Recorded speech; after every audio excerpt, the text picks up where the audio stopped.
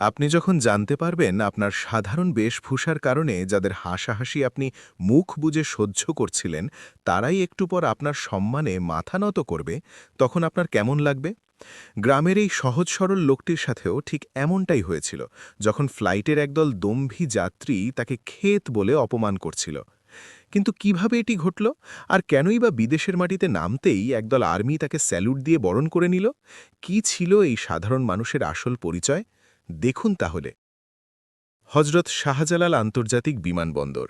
ভোরের আলো তখনও পুরোপুরি ছড়ায়নি। টার্মিনালের ভেতরে যাত্রীদের ভিড়। কেউ তাড়াহুড়ো করছে, কেউ বা দাঁড়িয়ে মোবাইলে ব্যস্ত।